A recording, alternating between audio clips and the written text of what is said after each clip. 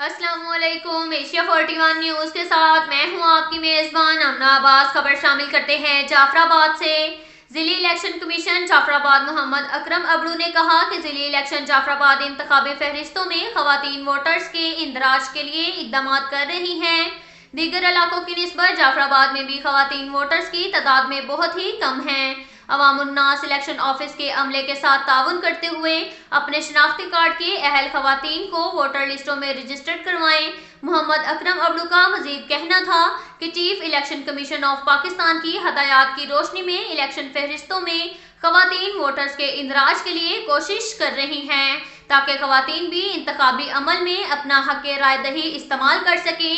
اس سلسلے میں ہماری ٹیمیں گھر گھر جا کر اس سے متعلق آگاہی بھی فراہم کر رہی ہیں، جبکہ ضلعی الیکشن آفس میں بھی ہر ماہ آگاہی فراہم کرنے کے لیے سیاسی، سماجی اور سول سوسائٹی کے ساتھ میٹنگ کا انعقاد کیا گیا ہے۔ انہوں نے عوام الناس سے اپیل کی کہ وہ اپنا شناختی کارڈ کے اہل خواتین کو ووٹر لسٹوں میں اندراج کے لیے ضلعی دفتر سے رابطہ کریں۔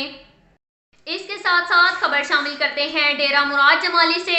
سابق صوبائی وزیر میر عبدالغفور لہڑی، صوبائی وزیر ایریگیشن حاجی محمد خان لہڑی نے نصیر آباد کے گوٹھ سردار اکبر خان عمرانی میں کیک کاٹ کر 2023 کے الیکشن کے لیے ورق کا آغاز کر دیا۔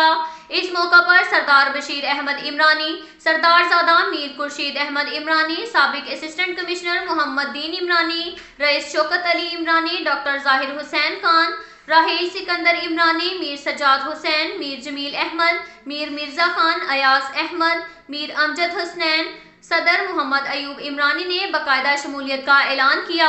اس موقع پر قبائلی سیاسی و سماجی شخصیات ماما محمد ابراہیم مری، قبائلی رہنما وڈیرہ عبدالحمید سبحانی، اشفاق احمد، صدام حسین سمیت دیگر موجود تھے۔